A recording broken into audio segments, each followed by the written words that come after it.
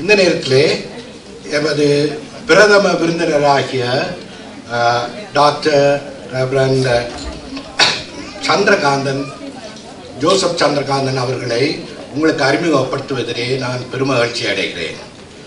அவர் மருத்துவ அறிவியல் ஆலோசகராக, எத்திசிஸ்ட் என்று சொல்லுவோம், சென்ட் மைக்கேல்ஸ் ஹாஸ்பிட்டல்லையும் ப்ராவிடன்ஸ் ஹாஸ்பிட்டல்லையும் அவர் கடமையாற்றி கொண்டிருக்கிறார். அத்துடன் அவர் மருத்துவ அறிவியலும் இறையியலும் பேராசிரியராக யூனிவர்சிட்டி ஆஃப் டொராண்டோவிலே கடமையாற்றி கொண்டிருக்கிறார். அவருடைய மிக குறைவான நேரத்தை தான் அவர் எடுக்க முடியும். மிகவும் பிஸியாக அவர் இப்போது இருப்பதால் எங்களுக்கு இந்த நேரத்தை அவர் ஒதுக்கி தந்தமைக்காக அவருக்கு நாங்கள் மிகவும் நன்றியுள்ளவர்களாக இருக்கிறோம்.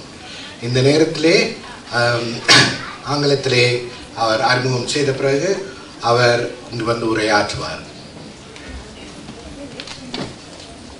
We now kindly invite our chief guest, Reverend Dr. Joseph Chandrakanthan, to address the audience.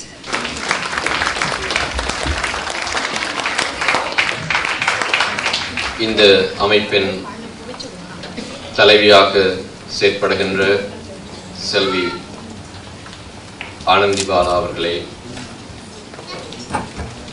அமைப்பின் நிர்வாக குழு அங்கத்தவர்களே, இங்கே கூடி வந்திருக்கின்ற அன்புக்குரிய சகோதர சகோதரிகளே, இந்த இனிமையான மாலை பொழுதிலே உங்களோடு இதில் பங்கு பெற்றுவதில் நான் மிகவும் மகிழ்ச்சியும் பெருமிதமும் அடைகின்றேன்.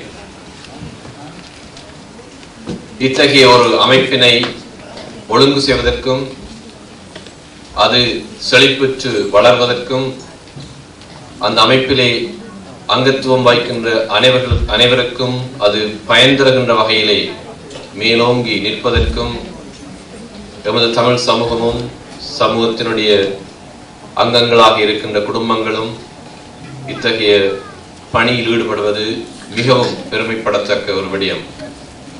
ஆயினும் இங்கே வரும் பார்வையாளர்களாக மட்டும் நாங்கள் வந்து செல்வோமே என்றால் அது எங்களை பொறுத்த வகையிலே பயனளிக்கக்கூடிய ஒரு பங்களிப்பாக அமைந்து விடாது. எனவே இத்தகைய நிகழ்வுகளில் பங்கு பெற்றுகின்ற நாங்கள் ஓரளவேனும் இந்த நிகழ்வினை எங்களுக்கு ஆற்றிக் கொண்டிருக்கின்ற எமது சகோதர சகோதரிகளின் வாழ்வு நிலை பின்னணியிலே பரிசோதித்துக் கொள்வது மிகவும் பயன் தர வல்லது. குறைவற்றோர், குறைவு, வலுவிழப்பு, இழந்தோர் என்ற சொற்கள் சில வேளைகளில் நாங்கள் கருத்தற்ற நிலையிலே பாவித்து பழக்கப்பட்டு விட்டவர்கள். ஆனால் நாம் ஒரு சமூகமாக பார்க்கின்ற போது 3 விடயங்களை நான் மீண்டும் நினைவூட்ட விரும்புகின்றேன். முதலாவது, வளர்ச்சி என்பது நாம் விரும்பினாலோ விரும்பாவிட்டாலோ, அறிந்து உணர்ந்து கொண்டாலோ உணர்ந்து கொள்ளாவிட்டாலோ எங்களோடு கூடி இருக்கின்ற ஒன்று. நாம் ஒவ்வொரு மணித்துளியிலும் வளர்ந்து கொண்டே இருக்கின்றோம். ஆன்மீக ரீதியிலோ, உடல் ரீதியிலோ, உணர்வு ரீதியிலோ அந்த வளர்ச்சி உறங்குகின்ற போது கூட எம்மோடு ஒட்டி கொண்டுதான் இருக்கின்றது. ஆயினும் நாம் நிலையான ஒன்றை, பார்ப்பதொன்றைத்தான் பெயரிட்டு அழைக்கின்றோம். ஒரு குழந்தையை பார்த்து குழந்தை என்று சொல்லுவோம், மழலை என்று சொல்லுவோம். ஆனால் அது இன்னும் வளரவில்லை என்பதற்காக இது முழு மனிதன் அல்ல, இளைஞன் அல்ல என்று நாங்கள் இல்லாத ஒன்றை அங்கே சுட்டி சொல்வதில்லை. தமிழிலே நல்ல சொற்கள் உண்டு, கருத்தோட்டம் உள்ள சொற்கள் உண்டு. வளர்மதி என்று சொல்லுகின்றோம். வளருகின்ற, வளரும், வளர்ந்த நிலவை பார்த்து சொல்லுவோம். முக்காலத்தையும் சுட்டுகின்ற இந்த சொற்களை நாங்கள் இலக்கண ரீதியிலே வினையாலே அணைகின்ற பெயர் சொற்கள் என்று சொல்லுவோம். அந்த வகையிலே எமது மத்தியில் வலு நோக்கி வளர்கின்றவர்களை பொதுவாக நான் உபயோகிக்கின்ற சொல் வலுவோர் என்பது. வலு என்பது அபிலிட்டி என்பதை குறிக்கின்ற ஒரு சொல் என்று நீங்கள் அறிவீர்கள். அந்த வகையிலே வளருகின்ற, வளர்ந்த, இன்னும் வளர வேண்டிய வலு உடையவர்கள் தான் இவர்கள் என்று நாம் உள்ளத்திலே உணர்ந்து கொள்ள வேண்டும். ஏனென்றால் எங்களுடைய சமயங்கள், சமூக நிகழ்வுகள் கூட அந்தரங்க சுத்தியோடு, ஆத்ம சுத்தியோடு நாம் பரிசோதித்து பார்த்தோம் என்றால் நாம் சமூக மனச்சாட்சியில் இன்னும் நன்றாக வளரவில்லை. எங்களுடைய தனிப்பட்ட மனச்சாட்சி எங்களுடைய வளர்ச்சியின் அம்சங்களுள் ஒன்று. அது நல்ல நிலையிலே எங்களை வளர உந்துகின்ற ஒன்று. அது தனிமனித வளர்ச்சிக்கு தேவையான ஒன்று. ஆனால் சமூக மனச்சான்று என்று ஒன்று உண்டு. ஆங்கிலத்தில் அதை சோஷியல் கான்ஷியன்ஸ் என்று சொல்லுவார்கள். தமிழர்களாகிய நாங்கள் உணர்வுபூர்வமாக அதை இன்னும் உன்னதமாக வளர்த்து கொள்ள பழகவில்லை. அது வளர்கின்ற போதுதான் நாம் இருக்கின்றது என்று பார்க்க தொடங்குவோம். அல்லது போனால் இல்லாததைத்தான் நாங்கள் இருப்பதாக போல் பேர் சொல்லி அழைப்போம். அப்பொழுதுதான் பார்வை இழந்தோர், வலுவிழந்தோர், குறைந்தோர் என்ற சொற்கள் முன் வருகின்றன. ஆனால் இவர்கள் வளர்ச்சியை நோக்கி செல்லுகின்றவர்கள். நாங்கள் கேட்கக்கூடும் எல்லோரும் வலுவோர் தானே என்று சொல்லி. இல்லை, சாதாரணமானவர்கள், நான் சொன்னேன், விரும்பினால் என விரும்பாவிட்டாலும் நாங்கள் வளர்ந்து கொண்டே இருக்கின்றவர்கள். ஆனால் இவர்கள் வளர்ச்சி வேண்டி நிற்பவர்கள், எதிர்காலத்தை கூடுதலாக அழுத்துகின்ற சொல்லில். அந்த வகையிலே தான் முதலாவதாக எங்களுடைய மனச்சான்று அந்த வகையிலே சமூக மனச்சான்றாக வளர வேண்டும். ஆலயங்களில், கோவில்களில், பொதுவிடங்களில், பெருநிகழ்வுகளில் நாங்கள் யாருக்கு முன்னுரிமை கொடுக்கின்றோம் என்பதை எங்கள் சமூக மனச்சான்று சாடையாக பரிசோதித்து பார்க்க வேண்டும். இரண்டாவதாக, நாங்கள் சமூகமாக, தமிழ் சமூகமாக இங்கே நம்முடைய வளர்வோருக்கு ஆற்றுகின்ற பணிகள் இன்னும் போதாது என்றுதான் நான் கூற வேண்டும். வயது முதிர்ந்தவர்களுக்கும் எமது முதியோர்கள் பெரியோர்களுக்கும் அவர்களுடைய குடும்பங்களுக்கும் உளநிலைப்பட்ட வளர்வோருக்கும் உடல்நிலைப்பட்ட வளர்வோருக்கும் நாங்கள் ஆற்றுகின்ற பணி இன்னும் எங்களுடைய பொது சமூகமாக, தமிழ் சமூகமாக ஆற்றுகின்ற பணி போதாது என்று சொல்ல வேண்டும். அது உணர்ச்சி பூர்வமாக, உணர்வு பூர்வமாக நாங்கள் எங்களை பரிசோதித்து ஆற்ற வேண்டிய ஒன்றாக உள்ளது. மூன்றாவதாக, நாங்கள் திறந்த மனப்பான்மையோடு பூரண வளர்ச்சியை நோக்குகின்றவர்களாக எங்களை ஆற்றுப்படுத்த வேண்டும். அந்த நிலையிலே எங்கள் மத்தியிலே வலுவோராக இருக்கின்றவர்கள் எங்களுடைய ஆன்மீகத்தை தூண்டுகின்றவர்களாக, எங்களை பொது பணி நோக்கி உந்துகின்றவர்களாக பார்க்கப்படுகின்ற போது அது எங்களுக்குள் ஒரு வளர்ச்சியை கொண்டு வருகின்றது. இங்கே வீணை வாசித்த செல்வி நளினி மற்றும்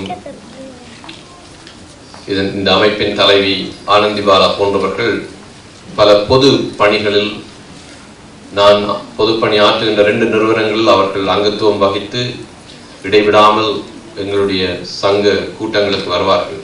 ஒன்று தமிழ் பராமரிப்பு சார்ந்த பணி, மற்றது வசந்தம் உளவள துணை நிலையத்தினுடைய பணி. இதில் அவர்கள் மிகவும் ஆர்வத்தோடு ஊக்கத்தோடு தமிழ் சமூகத்திற்கு பங்காற்றி வருகின்றார்கள். இது பாராட்டப்பட வேண்டிய ஒன்று. அவர்களால் எமது தமிழ் சமூகம் பெற்றுக்கொள்கின்ற பெருமைகளுள் ஒன்று. My brothers and sisters, as a community on such occasions, we are not merely present here as just an audience,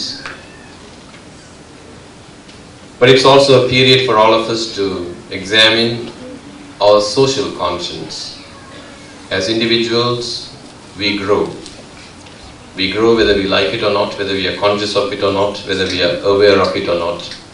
Growth and change are inseparable and indispensable part of human reality, of human life. We grow even while we sleep. We grow in size, we grow in stature, we change in our shape, our hair, our bodily structures. Therefore, growth is unavoidable in terms of human life. Change is inseparable from life. But it so happens that when it comes to people with lesser ability than what we have, we always name the lesser one, the one that is not there. We do not name a child as not yet a fully human person or not yet a youth. Each reality is named as the reality is present in it. In other words, we recognize not merely the actuals, but we also recognize the possible. A newly born child and a newly born kitten.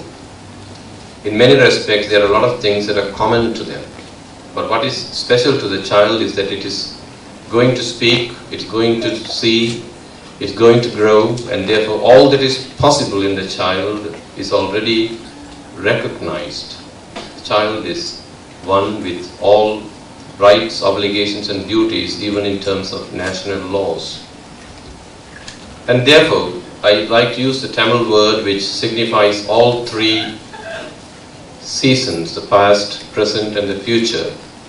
The word, for example, we use words like uruhai, uriya, urugendra, urumkai, or valarmadi, valarnda, valaragendra, valarummadi. In the same way, valar, valuvur is people who are growing, who have had growth, who are still growing and will continue to grow.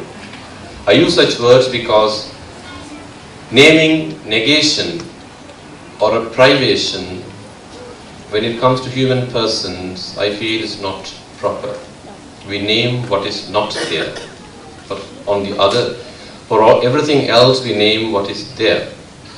And therefore our social conscience has to change, because for over the years we know how we have learned to inherit a tradition that has seen such human reality in very negative terms. Secondly, as a community, I do not think we have done enough toward those brothers and sisters of ours who go through a process of growth in terms of their mental and physical abilities. We are made aware of such needs.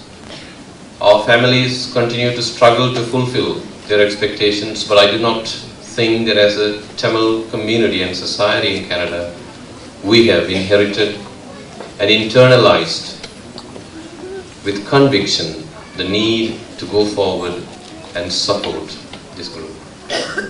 Thirdly, there needs to be an openness to growth, because even our religions and our culture has really not taught us to look at this reality with true sense of humanism.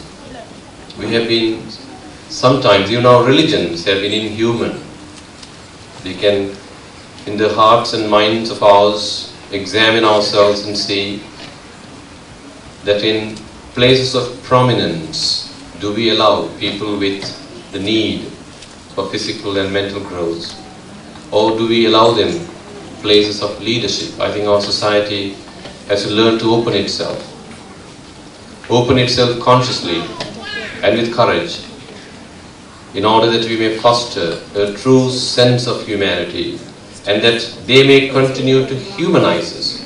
That even our religions are in need of that humanization process, especially our Saivite and Hindu religion, which goes by bad omens and other traditions which impede the process of goodness that God wants to give us.